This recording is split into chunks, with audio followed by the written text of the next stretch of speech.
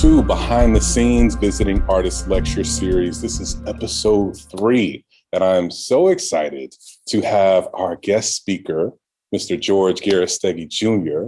And I'm going to read a little bit about him, tell you a little bit about his bio, and then we're going to have a super awesome conversation. I've known this man for quite a while, so it's going to be like catching up. But I do have some questions that I think will be very insightful. So I want to talk a little bit about George, brag about him for a little bit. George Garrastegui Jr. is a design educator, creative consultant, and advocate in New York City. His publishing, marketing, and strategy background has allowed him to craft solutions for brands such as Esquire, Ford, Cadillac, and Popular Mechanics. George teaches strategic problem solving at CUNY's NYC College of Technology, also known as City Tech. He also builds industry pipelines from school to a career that gives emerging designers access and opportunities as a member of the AIGA DEI initiative and 100 Roses from Concrete. In 2017, George started the award-winning Works in Process podcast that documents the working styles of creative individuals. The podcast shares how guests' journeys are byproducts of determination and a systematic approach to solving problems. He seeks to elevate the creative process by shifting the focus from what we produce to how we work. Over the years, he's learned that there's no one way to be a creative, but endless possibilities fueled by passion, purpose, and process. So, George, how you feeling? Mark. Feeling good. Good. Feeling good. How about you? I'm good. So we did mention that you are the host of Works in Process. So normally you're the one leading the conversation, but now it's my turn. So I know. So now it's what it feels like when I hear the bio written in the first. It's different. Yeah, the roles are reversed. So I'm going to start off, really easy, nothing too complicated. So what I'm most curious about, because we've talked about a lot of things over the years, but I'm curious. What brought you to design when you first went to college? Like, what was that like? So first going to college was difficult. As far as I was a doodler and an illustrator as a kid, right? A lot of us are usually people who kind of, do drawings and doodling. And I think as a designer and, in the 90s, it wasn't something that was even in my head.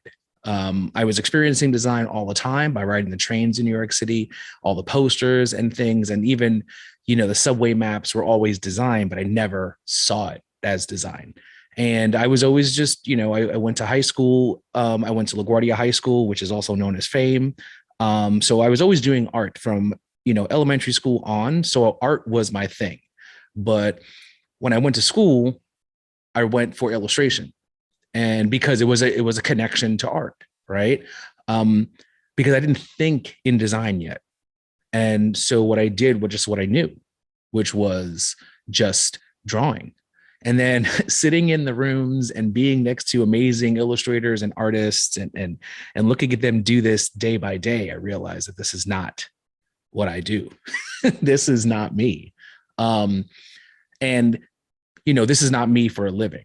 Right. If I have to compete with the person sitting next to me, I'm going to lose all the time.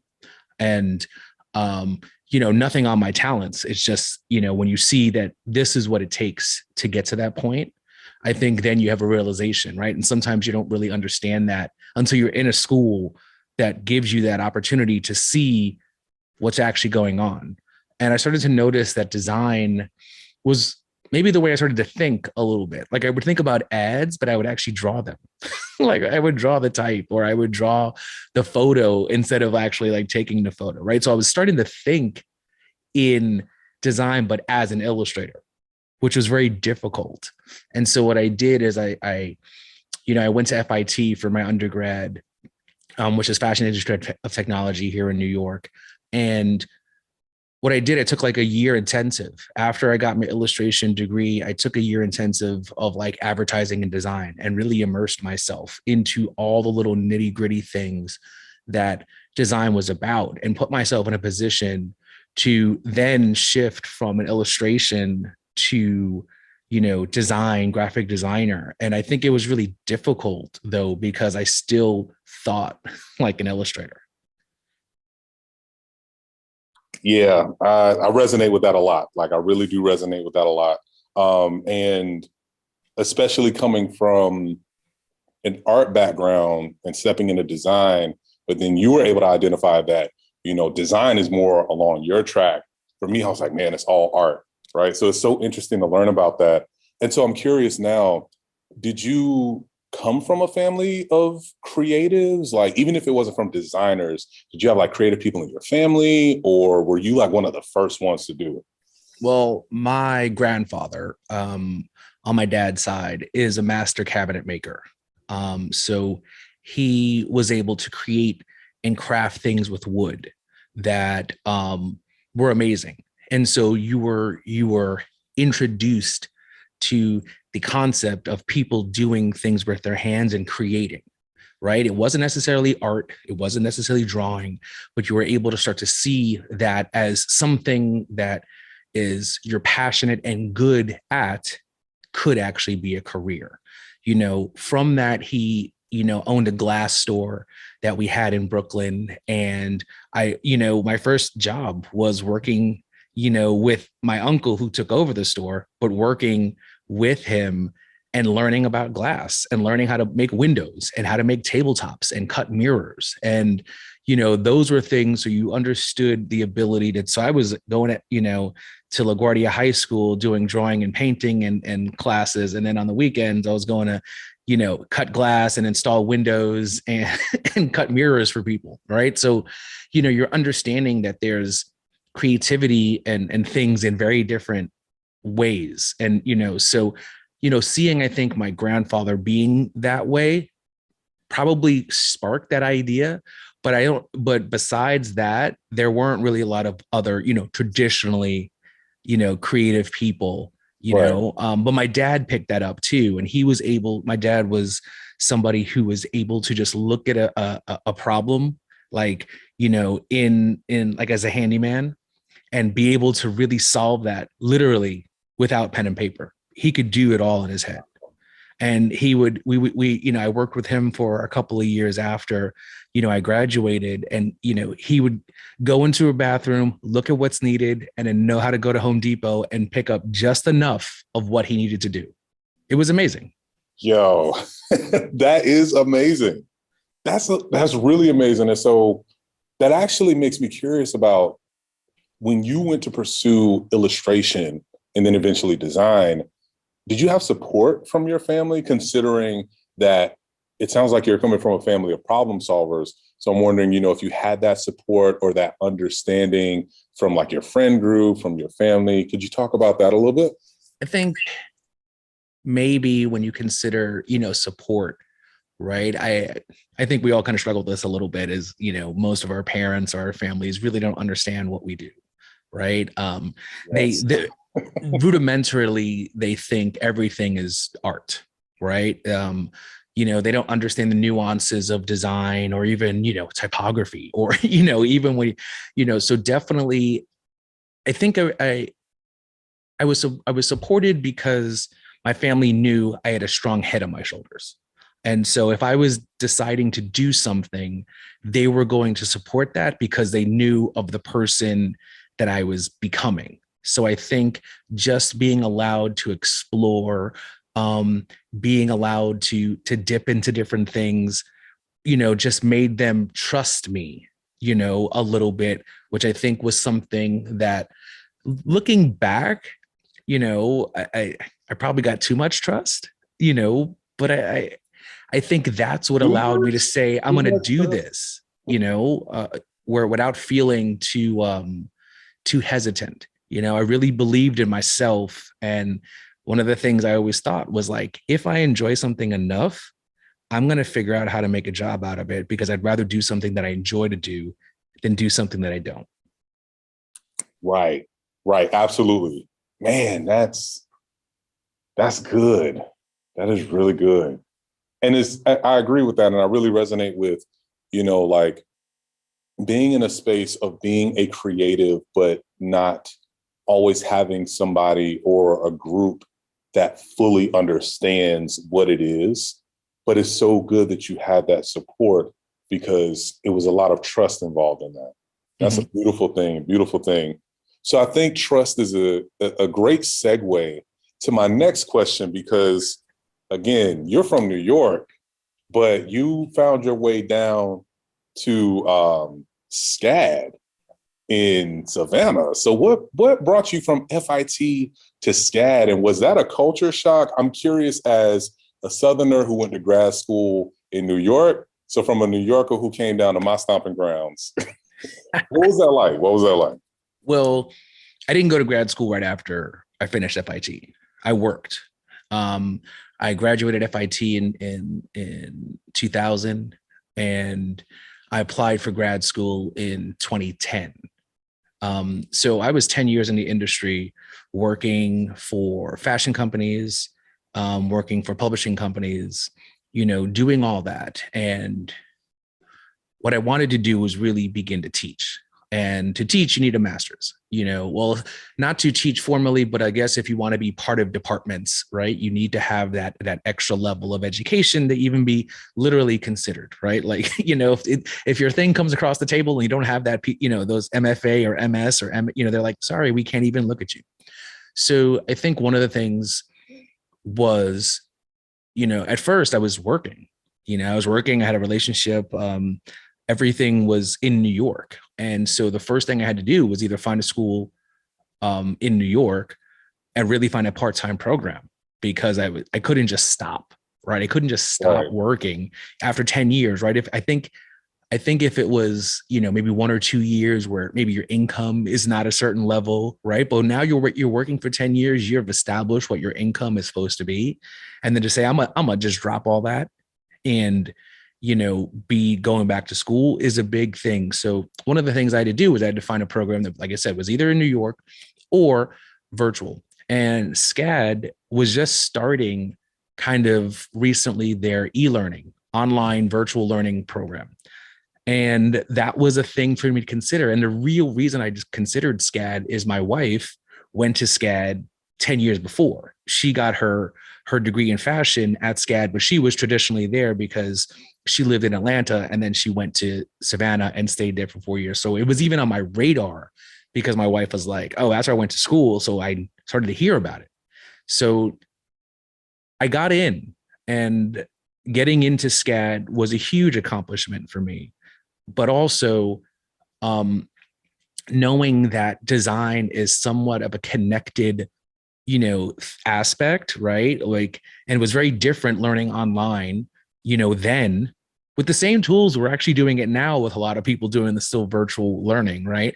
The same tools I had in 2010 is kind of the same thing, people are doing now. But what was interesting is because SCAD had multiple campuses, SCAD has a SCAD Atlanta, SCAD has a SCAD Savannah, SCAD has the online, SCAD also had a Hong Kong campus, and they also have a Lacoste, a French campus that you can go kind of like do like study abroad. So the aspect was you're still in SCAD regardless of the campus.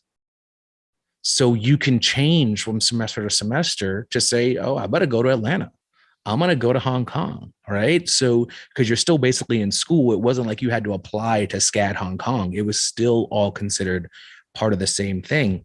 So my first year when I was there, I said, you know what? If I can swing it, I'm going to take a quarter down in Savannah.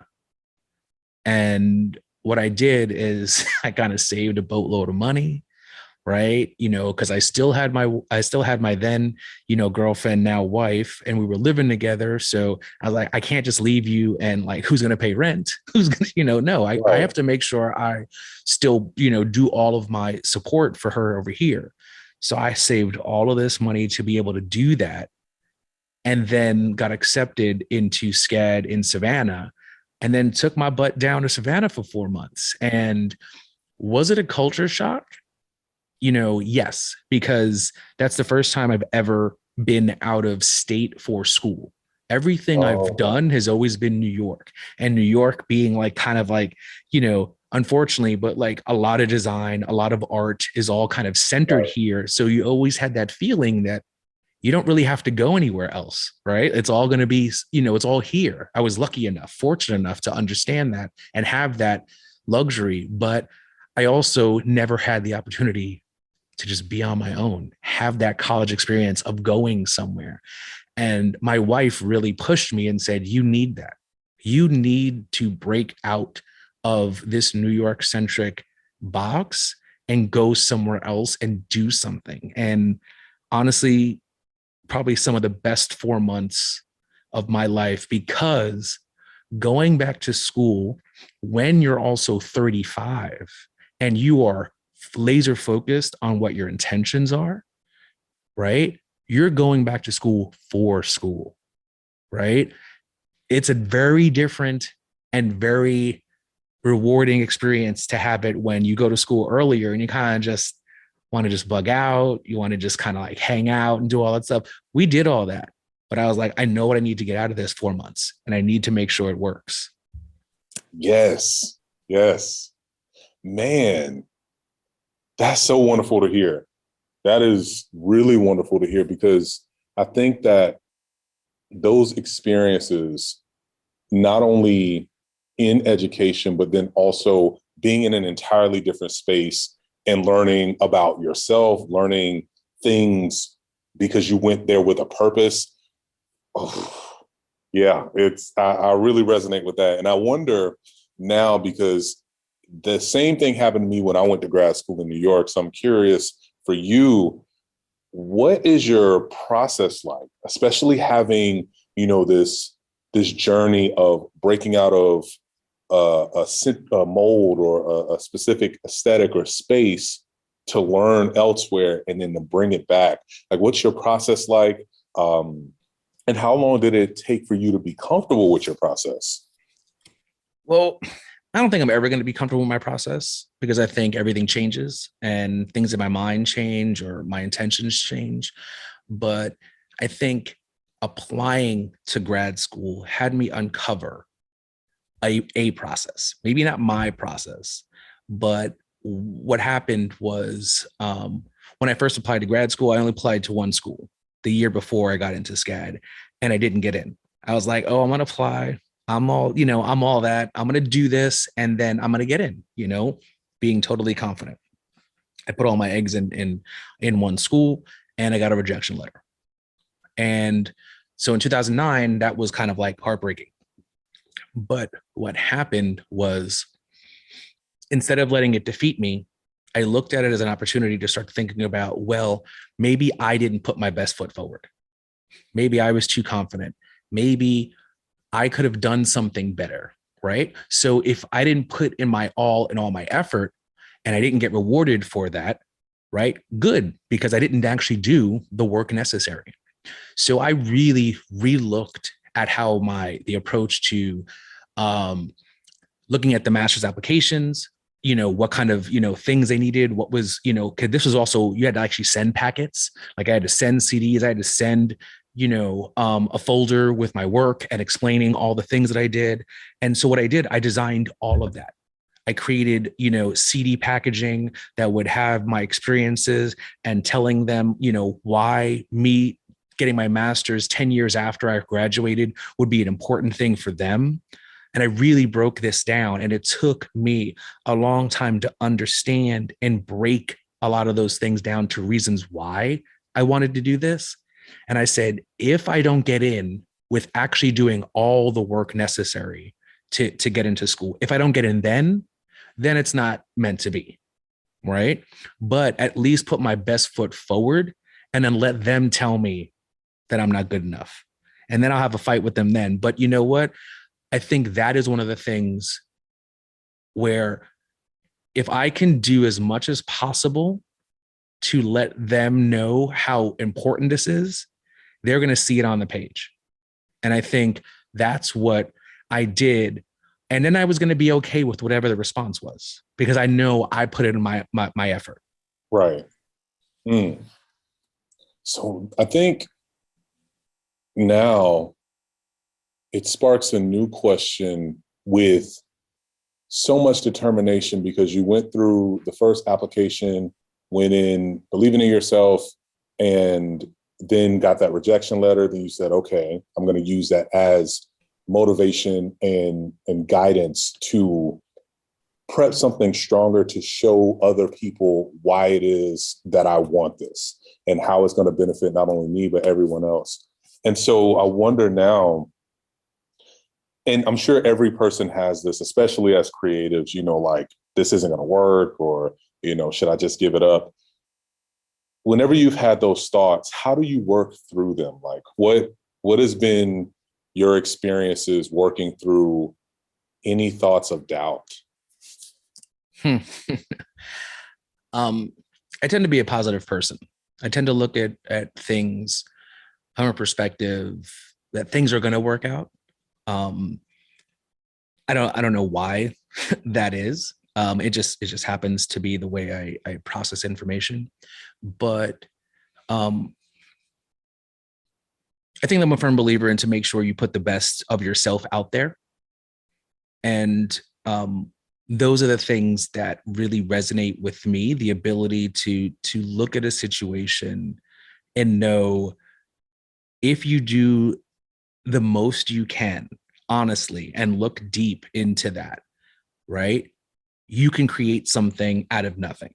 And what I mean by that is a lot of times is that you need to take the risk and challenge yourself to put yourself out there. And when moments of doubt come in, which they always do, right? But it's how you're going to look at that situation. Are you going to let it defeat you? Are you going to understand that maybe you're thinking about it too much and you need to sit back and let it just kind of marinate? Maybe, the getting rejected was what I needed to get accepted later on, right? I think you have to, I am a firm believer in the universe plays itself and reveals itself in weird ways. And so I think it was telling me you're not ready yet. And I think you have to be ready to accept that, as hard as it is. And you can either look at it as a total failure, or you look at it as a reframing, a redoing, a next opportunity. And I think what happens, especially when I was in grad school, we had to do like a project in one of our like methodology classes, right? And I found this quote. And ever since I found this quote, it kind of just made a lot of sense to me. It was like, ever tried, try again, ever failed, fail again, fail better, right? And I was like, fail better. Like, that is it. If you're going to do something, be the best at it you can be. And if you happen to fail, know that you've done all you can do. I think that was a powerful way for me to start thinking about that, because failure for me started to reframe itself. It was no longer the idea of school and passing classes and not being good enough. It was learning where you are and how you need to shift. And I think dealing with doubt is one of those things that you have to either realize this is for you, or how do I adjust and make the necessary, changes if you're still interested in this, right? And if you are, you do the work. And if you're not, then you move on and you're okay with it, though. I think that's the part. You have to be okay with it, because if you're not, that eats away at you. What an answer. This is why I needed to talk with you. This is why behind the scenes exists, because of that. That, I think, is such a part of the journey. And to come to that realization to keep you moving forward, I mean, that involves a lot of soul searching, like a lot of deep diving and just really asking those good questions, those meaningful questions.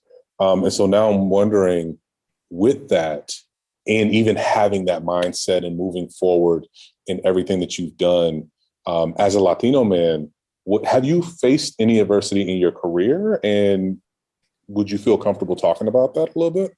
I mean, I think so. If you look at me, right, I'm light skinned. I grew up in an area of Brooklyn, that was highly Greek and Italian. When you say my last name, you really don't think Spanish. You definitely don't think Puerto Rican. The name comes from Spain, so it's an obviously, historic name. But never was I looked upon. I was never slightly, a little dark enough to be looked upon as quote unquote a Latin, especially because where I was, I could have slipped in and been, Italian. I could have slipped in and looked like Greek, right? Mediterranean features and European features, right? So I think it was always having that kind of reality. And so, but part of it is then, well, you are, a person of color. You are Latino, Latina. And what does that really mean when you're going through the world and people don't see you like that? Right. But that you go home and you eat your cultural food on Saturdays and Sundays, you go to your grandparents' house and everybody is, speaking Spanish, right? The other thing is I don't speak Spanish. So I'm also dealing with the idea of like Americanized version of yourself, right? So you're fighting this construct of just, am I, Latino enough, Hispanic enough, whatever it was when you were, at a moment. And, because, you don't look Spanish, you don't speak Spanish. So and you have to kind of defend that you are. And I think about that now, maybe more so than I ever thought about it before, because it just was, at the same time, I grew up with friends from everywhere. When I went to school in Manhattan, all my friends are from uptown, the Bronx, Queens, Manhattan. So everything was a melting pot for me. So it was never a sense of like really these like strong cultural ties. To me, New York was a cultural tie, like diversity, that we call it today, but being like the melting pot that everybody says, it is. That was a diverse, that was the tie. I was manager of my basketball team at, during high school. I went out with a bunch of people that we did all these things and hung out, and it was just all of us from the same, community. And that community is what brought it together. And I think now you start to look back and reflect on what kind of was, and now you understand it from a different perspective. Right. But I don't think I thought about it really, until kind of really thinking about how you fit in the space. And that's probably more so in the last 10 years, maybe. Mm. Mm. And that's, as someone from a Southern or from Florida, being a Southerner, when I lived in New York for a few years, when you said that was a community, that was, like it was a melting pot, but it still felt like community, right? That's something that as an outsider stepping in, I felt that. I felt that energy, that you have, or that the city has, that the state has, that all the boroughs have. And I love that you mentioned that, because one of the main reasons I wanted to go to New York is because I'm a huge fan of hip hop. I love hip hop. And yeah, so, with that, I do have to ask, and maybe this might be a silly question to ask to a fellow hip hop fan. Does hip hop play a role or an influence in any of your work, in like your art, your teaching? I'm curious from one fan to another. Definitely. I'm a kid of hip hop. Hip hop is probably 3-4 years older than me. So growing up with it, it's like, it's the beat of the city, it's how I dress. It's how I, process information. It's how I zone out. It's it's the things that put me and center me, is that whatever that favorite song that, like as somebody who commutes, right? And let's say either, you're driving in a car or you're getting on a train, right? When you need to get amped, you're putting on a song. You're putting on a song so that you can, warm your car up and just zone out to. That you're going to be doing some things that, like when you're commuting and you're like walking to the train, where you need a beat to keep yourself going, and you're just going to use your headphones and go, You need that, right? So I think hip hop and played such a pinnacle role, especially where like the golden age in 90s was when I was going to high school. And it's like, when you go to high school, The music in your high school and college years is your music, right? It don't matter how old you get. That music is the stuff that you go back to all the time. It's like that comfort food, right? When you Yeah. need something, you go back to that album or that song that reminds you of a better time, a better day, a house party, an event, whatever it is. That's what music does. And like hip hop, I mean, it's definitely that for me. Yes. Yes. That is so true. Because I do go back to my favorite albums. And I'm like, okay, it takes me back to a period in time. And it was interesting when I learned more about your work. You work with this organization called 100 Roses from Concrete. And so that, or at least from my understanding, I haven't looked super deep into the company, but as a Tupac fan, not only of his music, but of his poetry, the rose that grew from concrete. So I'm curious, with this hip hop running through the veins of every vessel in your body, what are your contributions to 100 Roses of 100 Roses from Concrete? Like, could you tell us a little bit about it? What your relationship is with the company? How did that begin? So Kenny Thacker is the founder of 100 Roses from Concrete, and Kenny used to be somebody who worked in the advertising industry and public relations and was a champion for diversity and inclusion in advertising. And, he was at Wunderman Thompson, which was actually called J. Walter Thompson before it merged with Wunderman and it became Wunderman Thompson. And then, he created these programs for youth to be able to experience the advertising and marketing industries.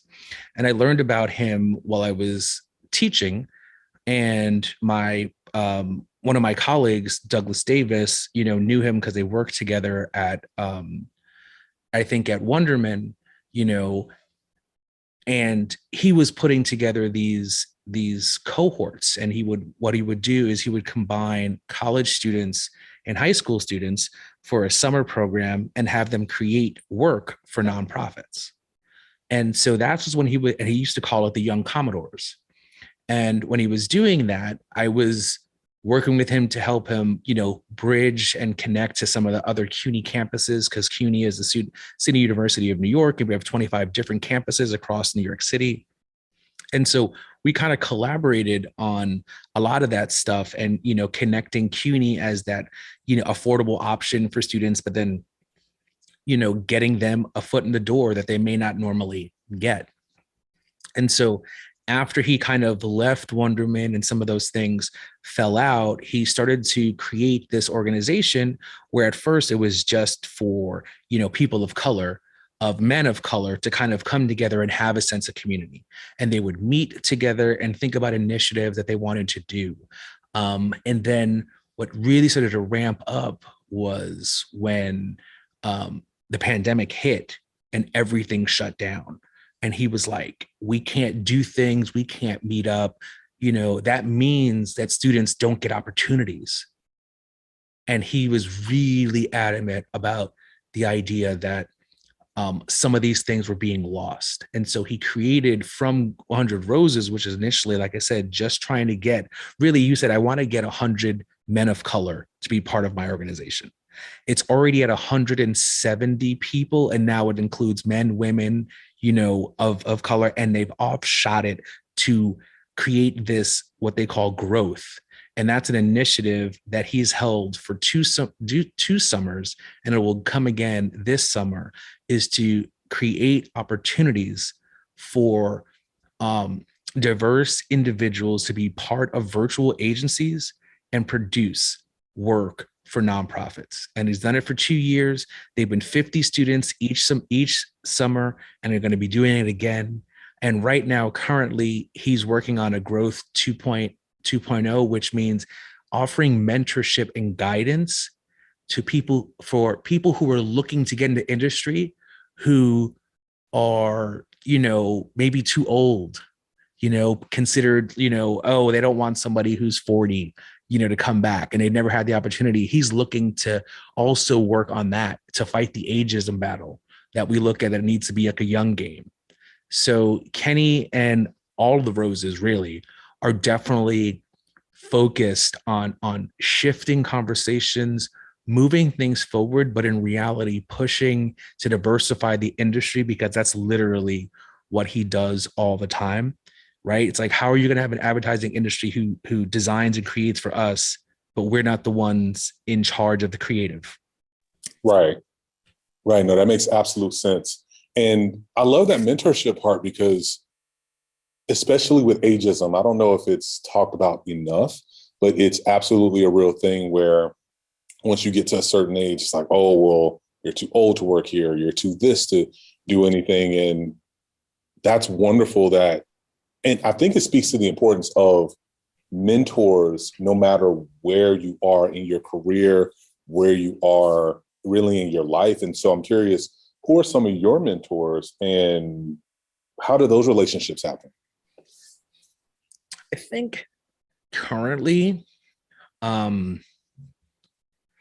mentors right now, I think are more like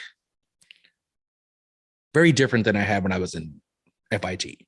When I was in college, I had like a, somebody that felt like a spiritual guide, felt like somebody you can talk to, felt like somebody that who's gone through the system and can offer you just nuggets of advice as you're trying to navigate it on your own.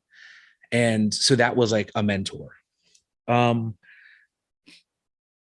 now when you're looking at it, I think it's, I look at it differently now. Before it was like there was an age that you had to be, right? That person had to be older than you or something like that, right? To be considered, there's students that I consider that, have different experiences than me, I mean, I consider them quote unquote mentors, but we have connections that we're able to learn from each other, and so I think mentorship is a little bit different for me as somebody looking for that. I mean, I think what you tend to do is you tend to find somebody who's going to challenge you, who's going to make sure that you put your best foot forward. And recently, probably no, last year, what I did, there's a designer, his name is Ram Castillo out in Australia. And he started this kind of meetup group to be able to have people at different places think about what they wanted to accomplish and come together once a month, for 3 months and kind of have almost accountability sessions, really.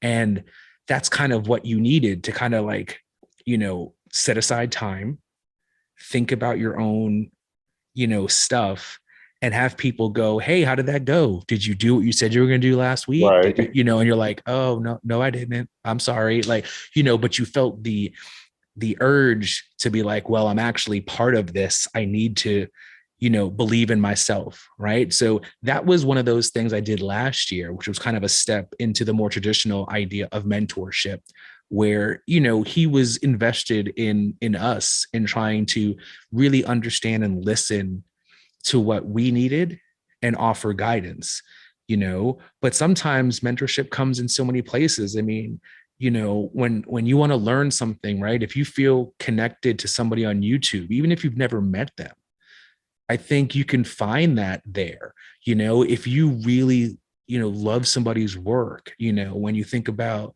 the way, a Debbie Millman or Maurice Cherry are able to interview people, right? Like you just listen and feel that sometimes they're talking to you. And I think that's a form of mentorship. When you look at how Chris Do does stuff online and on social media, where he's talking about how to empower people, right? Like you're one of those people, right? I think those, individuals know how to latch on to something where you don't have to actually be in the room to feel connected.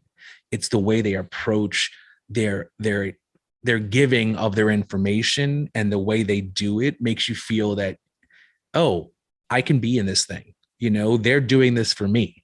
And you kind of take that mentorship a little bit differently. I do have, some coworkers that I would consider mentors, or like we would, challenge each other and stuff like that. And I think that's also, but I think it really depends on what you're looking for and what stage you are in your life to like consider what mentorship means to you. Ooh, that's really good. I never thought about it that way. I love that perspective because, and I think that comes with experience, as opposed to when you're first starting out, no matter what it is, you're thinking, oh, well, I need a mentor. I need somebody who can, if you're thinking about mentors, I need somebody who has been there, done that, has gone down the road, come back to tell me what to watch out for, the pitfalls, the good stuff. But I love this expansion of the role of a mentor and where mentors or mentorship can emerge. And so you mentioned Ram Castillo's group, and I love when you mentioned the accountability part, because I'm a believer of having like the accountability friend or the accountability partner to keep you on track. And I think in that, it goes back to something you mentioned much earlier in our conversation, which was trust. Like even with community, there's an aspect of trust. And I wonder, from that experience and maybe other experiences, how do you know when you found a place or a group of people where you feel like you belong and you can have that accountability and that shared trust? Mm-hmm. I mean, feeling of belonging is a huge human trait, right? And I think the biggest thing that you can do is find a place where you can be yourself. And being yourself means so many different things to so many different people. So I can't tell you what being yourself is supposed to be. But, usually it entails some type of, shared interest, right? Where everybody's bonding over something. Or they're there for a certain reason, right? And so when you're in a situation when, you've been comfortable and things feel natural and doesn't feel forced, and you can actually hold conversations that start to create value to you, I think that's where you feel comfortable. And I think that's come from so many different places, you know. Mm. Um, I mean, if you ever want to think back to when me and you first met, right, when we were in Arkansas, and that experience that all of those people had together, and being able to be, talking about the same things, struggling with the same things, and then also being vulnerable about the same things, allowed us all to start to really be like, this is my tribe. And the best part about that is to understand that just because you're in that group doesn't mean you all agree. But what it means is the fact that you all are there for the purpose of engaging and figuring out stuff and being okay with not being okay. I think that's what trust is in that sense. And that's what true community building tends to be. Oh, oh yeah, man. Arkansas was quite an experience. And I think about it all the time. And I truly agree that in that retreat, a lot of relationships evolved into almost like having family, Mm-hmm. or building that a deeper level of trust, because a part of trust is vulnerability. You're absolutely right. And man, that's a lot to think about. I love what you said. And now it makes me wonder, because you remember in Arkansas, that was a low moment for me. And I just shared it. So It was I'm a beautiful curious. moment. It wasn't low. Well, no, yeah. And for me, it was low because there was a lot of sharing that I wasn't ready to do. Mm-hmm. But I think that it was necessary, and so I wonder, and in that moment, I didn't have the words to add to it until now that I've expanded the language of my world. And so I'm curious, Um, with your own experiences, what has been one of your highest and your lowest moments that you had to work through in your career? Because that one with the Arkansas retreat, that was a work moment, but it also happened with a life moment. And it definitely helped me learn more about being an educator, a designer, but also community. And so I'm curious if you feel comfortable sharing, and you're welcome to decline. What's been one of your highest and lowest moments of your career? I mean, I think we talked about one of my lowest moments when I didn't get into school. And that really put a damper on all the plans that I thought I was going to have by getting in. And you saw your life in a different way because everything that was supposed to be now was being told it's not going to happen. Right. So there was a lot of reflection, a lot of this could bring me down. This could go into a spiral that maybe I won't come back from. Right. Because it's rooted in so many different things. Systems telling you you're not good enough, people telling you you're not good enough, you then believing you're not good enough, right? So, all of these things could do that. And so, that really plays a toll. So I think that still holds true with being one of my, worst career moments, kind of all the pitfalls coming from that. Well, what stems from that is really two moments that are tied together a little bit. One is, 4 years later, I graduated with my master's after that, faux pas, that, experience. And I was in Savannah, Georgia, and I was able to bring my grandfather down and my parents down and my wife down and be able to have that moment with my family was amazing. It's one of the things that I will never forget, that just that experience with them together was to me beyond compare. The other, I think, happened last year when I, was chairing the AIGA Design and Business Conference that they rebrought back after 7 years. And they were considering doing this, and they reached out to me January last year. And I kind of came across the email a couple of weeks ago. But, you get an email in the beginning of January telling you that, hey, we know you have an affiliation to AIGA, and we know you have this podcast that talks about this idea of process. And we're kind of looking to reinvigorate our conference with the idea of process. And I looked at that email and I was like, are you dead serious? Are they really connecting and trying to do this? Right. And what happened was people started to get what I was doing. People started to look at what I was doing and understood my approach. And, it doesn't make you successful to feel validated, but it feels real good to feel validated. You're right. You're right. Woo.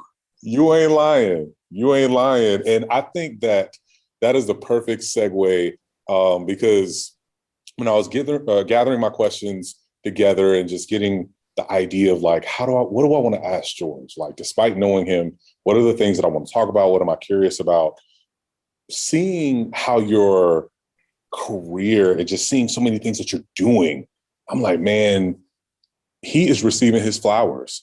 And you have this thread of, flowers and growth from, this melting pot, and then going into community, but then going into 100 roses of concrete. And from there, like you mentioned, you use this word that I love, from the low moment stemmed two things, right? And so you're in this space of receiving your flowers, and I'm so happy for you. Thank I you tell you so this much. all the time. I tell you this all the time. And so I'm curious, with these new opportunities, like when you got that email, right? That brand new, wait, are you serious? I'm assuming it was a little bit nerve-wracking. So I'm wondering, how do you put on your brave face, when you get these new opportunities and invited to these new spaces that may feel or end up being uncomfortable? How do you put your brave face on? Well, we've had conversations like this before, right? Where we talk about imposter syndrome, right? And we talk about the idea of, do I know enough? Am I good enough? Am I smart enough? Am I talented enough? Right. And I think this goes back to some of the things is that I didn't reach out to them. They reached out to me. Right. So if they're reaching out to you, they're noticing something in you. You may not notice it yourself, but they are, and they're reaching out to you. And so when you're looking at that, right, you're looking at those moments, you have to believe that you're in the right place, right? Because also, this as an educator or as a presenter, right? That, especially people like us who wear our hearts on our sleeve and get emotional and care, when something good happens, you're going to know it. When something bad happens, it's going to be all over your face, right? You can't hide it, right? So I think you have to always be somewhat optimistic in the thing. Now, I'm not saying that, as a New Yorker, I still am cynical. Like, are they playing with me? Are you sure? Is it the right George Garrastegui you're looking for? Did you type in my email correctly? And I'm thinking, but nobody else except my dad has that name, so they're not asking for him, right? So, but you're going to go through that. And I think to be able to be in these uncomfortable spaces is to know that somebody wants you there. And I think that that's an important thing that we have to realize that,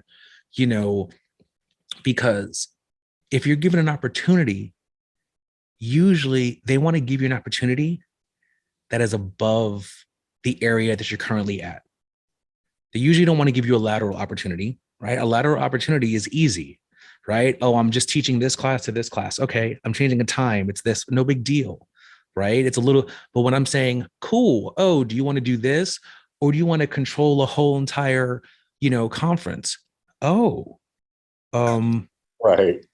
So the question then becomes, how do you teach yourself all the things needed to learn about this new space? Right? Because, like I have a great support staff when I was going through the conference, and we'd have weekly meetings and we'd go over stuff and we'd really support and we challenge each other. And, I was like, I want to do this. I want to make sure we have these type of people. I want to make sure we're including this. I want to make sure we don't have too many people from both coasts. We need to look at, and you need that support. But I only can do that because I knew they were coming to me for something new. Right. So they wanted it, right? If you just say that they're going to ask you to do something, but then they're going to have you do it in their own way, and you succumb to that, then you're not bringing the best of you to that moment. And I think you have to allow yourself to understand that you belong in the room in any situation, if they invite you, and sometimes even if they don't invite you, right? If you had to break down the door to kind of be like, yeah, I'm here. That's my seat. I'm taking it first. Like if you have to do that sometimes, to shake it up a little bit. But I think one of the things is when you're in that, you have to go all in. You can't just go, cool. I've spoken on a podcast before. I can do this. Hell no. I think one of the things also is, and I tell my students this every time they begin to have a class. I'm like, I am just as nervous on day one teaching that class as you are, because I'm there to not mess up. Right. Yeah. So I Yes. tell them that, and I think that's the thing, is to be prepared, and kind of, not rise to the challenge, but rise to why you were asked to be there in the first place. Right? Yes. Oh, not rise to the challenge, but rise to why you were asked to be there. That is powerful. That is powerful. No, and as a you know me, I ramble and I love words, I love quotes, and that really stirs the spirit because something it makes me think of, especially what I've been focusing on in my own personal work, is this concept of legacy work. Building or doing something that will last beyond me. And so I'm curious, is there a legacy that you're building towards? And if so, what does that look like? Great question. I'm gonna ask the good questions. I listen. I got to. I mean, legacy. I think that's like a multi-layered question. Don't know if I can actually truly give it any like honest answer, but let me try. I think we're at a moment, right, where ideas are shifting about what it is we do, how we do it, who does it. Um, you know, the internet and the computer has started to democratize the idea of who controls information and knowledge, who starts to design those things, who creates the experiences. There's a lot more people trying to do their own things and trying to be part of larger systems that have maybe not done the best things for communities or just people in general. And I think legacy is trying to continue to shake up the system. And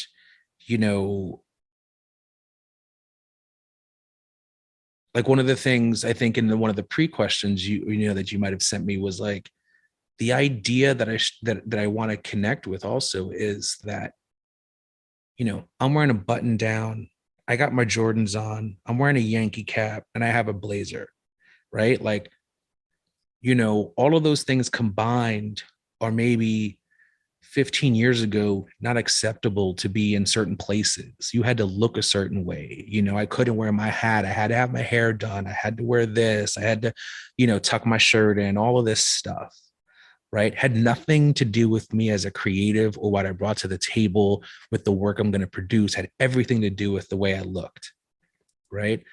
And the more that we become like just us in these spaces, right, the more that we're going to be like, this is the way society just needs to be. And it always hurts to see in the news, in locations that people are so scared of just people being themselves, right? Like, me wearing a Yankee hat, or me doing this, or me listening to hip hop, or me, whatever that is, like being just so like, offended by that, even if I'm not doing anything to them, right? But you see that in the news, like just people being themselves, people are offended by that.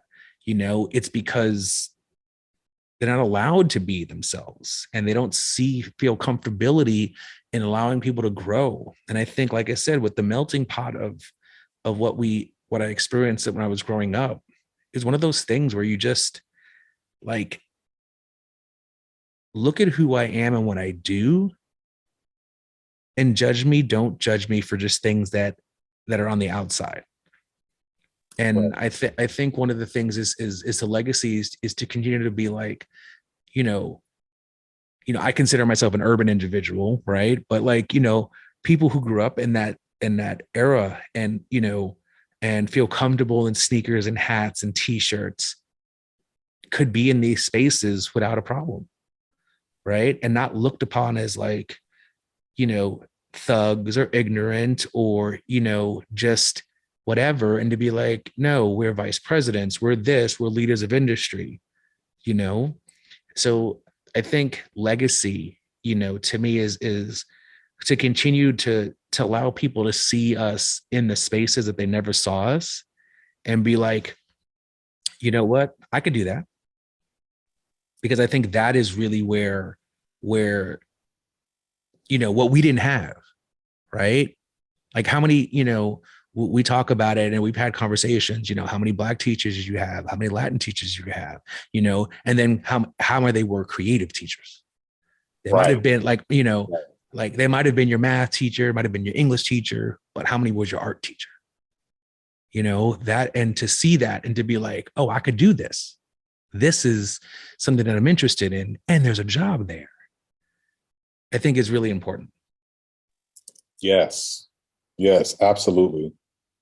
Absolutely. And it makes me think of, because though it brings back a lot of the thoughts that I've had about the role that we play as design educators, right? Like you and me, particularly being in spaces where students who look like us can see like, oh, I can do this. Oh, snap, I'm learning from somebody who speaks the same language that I do and is not looking down on me or not assuming who I am or what I could be as opposed to who I actually am. And it makes me think of, in a strange way, or maybe not strange, but I think peculiar might be a better word. It makes me think of, I believe, your thesis work, Designer as Provocateur, or Designer X, excuse me. And no, you're right. Designer as Provocateur. Yeah. And I was like, man, I love this title. I'm like, ooh, I got to go back and look at my thesis. What did I write? But I love that title, Designer as Provocateur. And I'm curious, I think that you are that provocateur, the person who is a catalyst. Like you've always used this word catalyst, and I love when you use it because you say it with such conviction. And so I'm curious, has your definition of a provocateur changed or has it grown alongside you? I mean, I think when I think of when I think back to what my thesis was and think about how me as a designer, coming into spaces and maybe trying to, work on projects and things like that. I think one of the things that I wanted to focus on was like, a lot of times people focus on the people who did the work, right? And I think graphic design is like a bunch of unsung heroes who do the work behind the scenes and the project gets done, right? And the project wins accolades, the project, is successful and stuff like that. Who really created it? Maybe not, right? And so for me, it was always the intention of the work is what needs to be the focus and not the people, right? So if you need me to lead the team because I can maybe speak more passionately about the work, I will do that.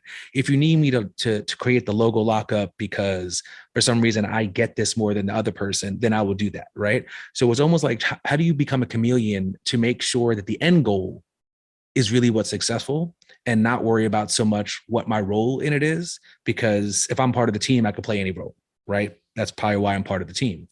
So being that provocateur, being that agent for change, a catalyst, right? Walking into a room and offering a different opinion, and not being a different opinion to go against the grain, but just to offer another opinion, right? Have we thought this through? Have we looked at it from the other side? Have we considered that? And if we did, how come we didn't push it further before we nixed it? Like just trying to challenge everything slightly just to make sure the project is going to be as successful as we want.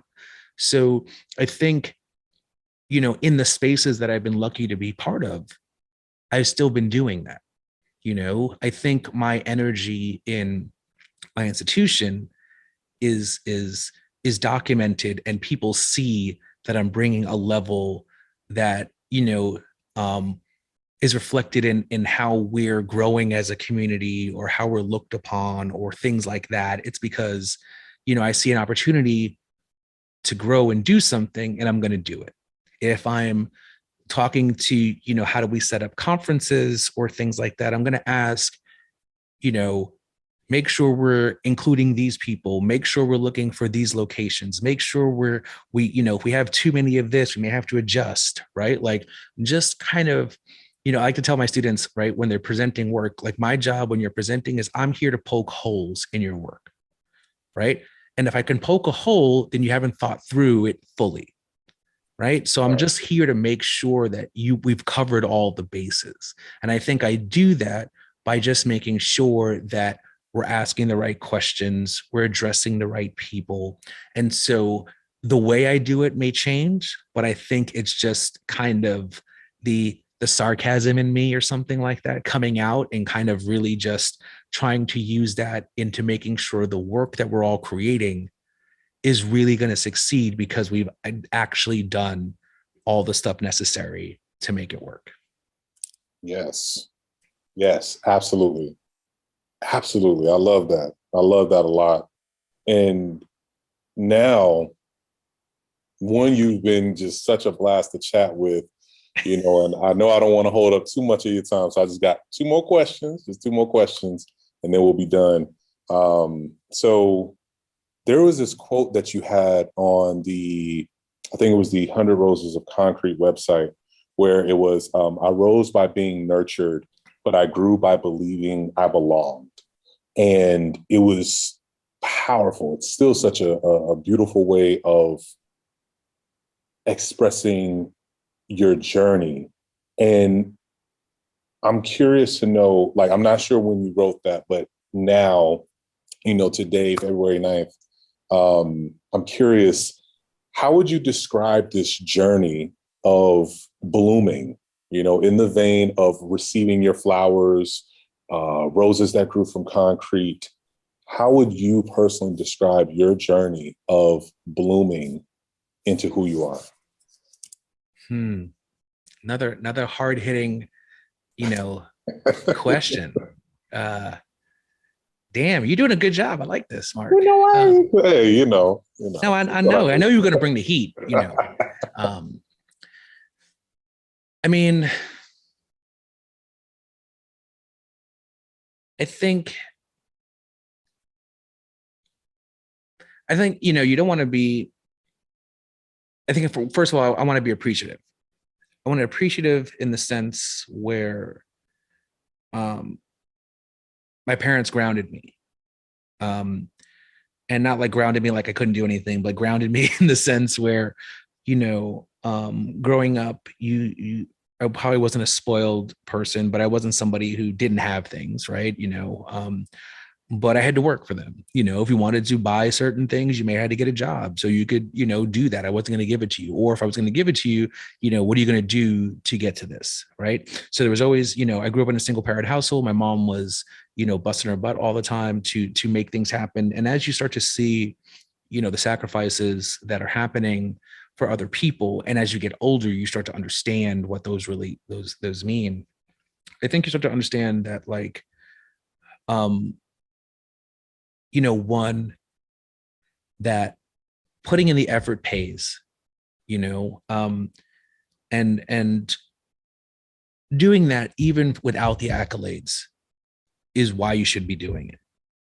And I think that's one of the big things that, I probably wouldn't change anything that I'm doing if I didn't get the accolades. But the accolades or the connections, right, is all for the purpose of getting the word out there, getting the idea that, what I talk about is about process, or, if I'm connecting with industry, I'm trying to create opportunities for my students, like those are the things that I'm trying to latch on to, so that if you think about my name, you're thinking about me in connection to those two things, right? So you think about me and my school and what I've done for them. You think about, me in process and thinking about how I've maybe sparked a different type of conversation that we weren't really having in the industry, right? We're looking about how the work is done, or how you individually get work done, that so somebody who looks like you or works like you understands that there's an achievable path to a creative career. I think that is an amazing thing. And the more that my name gets associated to those things and results, that to me is important. Me as getting my flowers, and I appreciate that. I don't feel that way, but I appreciate, the honesty and the way, you've always done that with me. But that's not why I do it. But like I said, it feels good to know that people are understanding. And I think that is the thing that we sometimes don't have as creatives, is the feedback, the loop, the ability to the connection with an audience or a thing that makes us realize that we're on the right path, right? And like we talked about, trust is that, when these things happen, you then get just a little bit more amped because you realize you're on the right path, right? So it's kind of a nice way to kind of say, keep on going the way you're going, right? And the opportunity that I've had has been instilled with me with my parents and my grandparents and the hard work. And it's just if you're going to achieve something, you kind of sometimes have to just put your head down, play your music really loud, and just try to knock something out, right? Like, to me, that's how things get done for me, right? It's just zone out and be in your own space and enjoy that moment of like flow. You ended with the perfect word, flow, because I think this might be the hardest question out of everything that I've asked, because again, I've been looking for this question. Yeah, that's why I had to send it early, send it in advance, because much like we talked about, hip hop running through the veins and the vessels that course through your body, and being such a foundational element for you being that rose, right? You being one of those roses and receiving more flowers. We got to get into the soil. We got to see, what the water and the soil that nurtured this rose. So the hardest question that I have for you, and the final question, what are the 5 albums, or what are 5 albums, just 5, that have had a significant impact on your life? So it's a lot of caveats with this answer. Because narrowing it down to 5 was always like a thing. But the main caveat is that we're talking about albums, not songs. We're talking about albums. Yeah, no, because I was going to do, what are your top 5 songs of all time? Like, that would really be the most. And see, that kind of would have been easier almost, because like a song is a nugget. Like an album is a full, a body of work, right? So in reality, I think when I thought about this question, it was really, what is an album that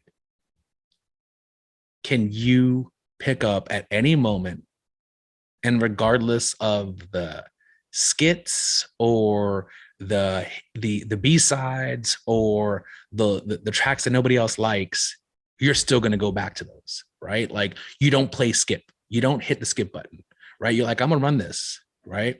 And I think there's at least 5 for different reasons.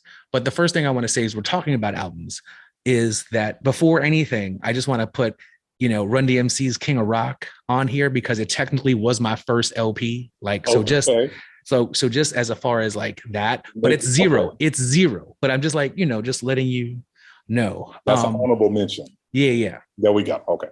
So Tribe Called Quest Low End Theory is probably by far one of my top 2 or 3 albums of all time. Like, it was in, I think 92.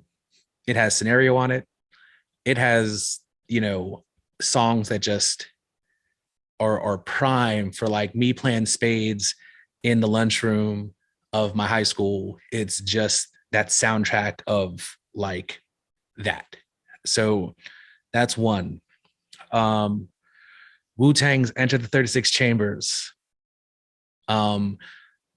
Reason being is that when I was in high school, I moved from Brooklyn to Staten Island, and started going to the same high school, but I shifted and I had to actually travel 2 hours to get to school. But that album was like the main reason to be proud to be from Staten Island. Like, Right. it was like, oh, okay, I got something to latch on to. I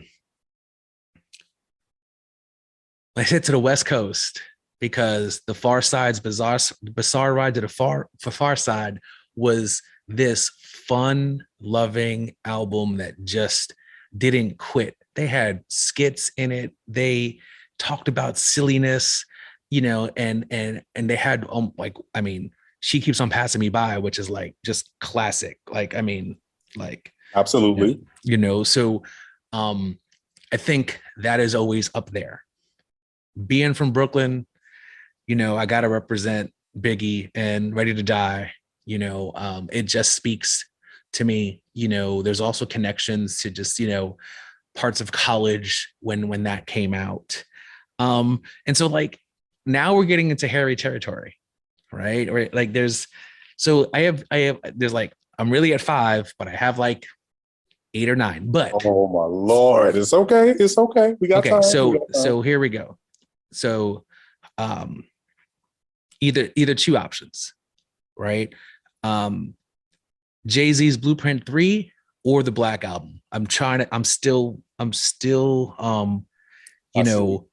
it's just that moment of time where I think it's got hits on both of them that are just something that just resonates. When you think about 99 Problems, or you think about, Jay-Z's Off That, right? I guess think of all of these things where like you're able to think about like, when he's able to talk about stuff that he knows that he's no longer part of this hustle game, and he could talk about that still and still be dope. You're like, yeah, okay, right?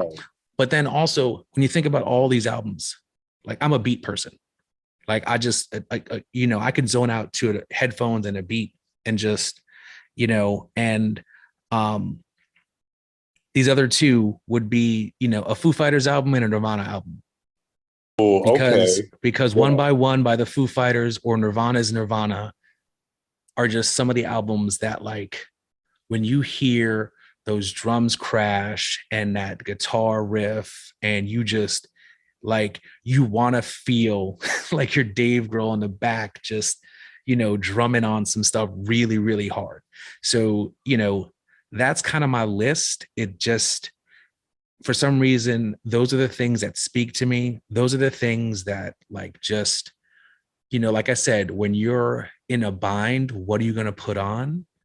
And usually it's that thing to where you get to like just be yourself in a moment, listening to a beat, probably way too loud for your ears to enjoy, and just kind of, zone.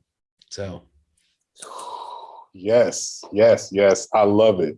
I was waiting on this ever since I asked it. I'm like, I have to know his top 5. And it's okay that you went beyond, because honestly, I don't even know if I could do a top 5 albums. I have to at least get a top 10. Right. So I know. So I had to challenge you. So man, it was an absolute pleasure to learn so much about you, to learn so much about your journey, your process, your favorite albums, the things that help make you, and the things that you make. But, before we sign off, you got to tell the people, where can they find you? Like, we need to know about the podcast, drop the handle, everything. We got to know about Mr. George Garrastegui Jr. Please. Yeah. So thank you once again, Mark. I really appreciate it. 1, the invitation, and 2, the ability to talk about myself in this kind of more vulnerable way, because I think we're always, like you said, I'm hosting a show, so it's a little bit different. My Works in Process podcast you can find anywhere where podcasts are heard. If you want to subscribe, you can just go look for the website. It's WIP, acronym for Works in Process .show. So WIP.show, real short. You can follow us on Instagram. Really that's where I share just kind of like the updates of when new episodes are coming. So that's works with an S _ in process.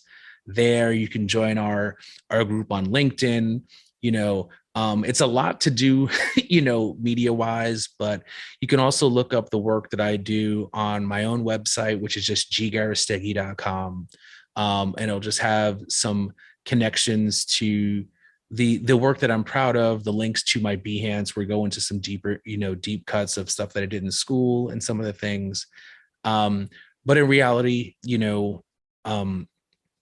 I think I'm going to find out the code for our salon series that the AIGA is having, and I can give 30% off to, students and educators and people. So I'll give that to you soon, so you can share that. But, me and my good friend Nikita Pope are doing the salon series where we talk to design businesses about how they work and what their unique aspects are. We're also in the process of hosting and preparing the next design and business conference of 2022. That'll be in May. I don't even remember what the days are anymore, but that'll be in May. And you can, connect with us. We'll have, speakers, workshops, and ways to build community with, people, because I think design business is a very unique thing within itself that needs its own conversation. And feel free to just, hit me up on our website, LinkedIn, things like that, right? All my handles are just G Garrastegui. So anything, Twitter, Facebook, Instagram, all just G Garrastegui. So that's me in a nutshell. Cool beans. So thank you so much, my good friend. I really appreciate it. Thank you, man. Of course. You're going to receive your flowers from here on out. And I'm just so excited to see how your journey continues. I'm always rooting for you, my man. Same for you, brother. Thank you. So thank y'all so much for checking out this episode of Behind the Scenes Visiting Artist Lecture Series with the super awesome George Garrastegui Jr. He said everything where you want to follow him and check out works in process and everything going on with the AIGA Design Business Conference. So thank y'all so much, and we'll catch you on the next episode. Peace.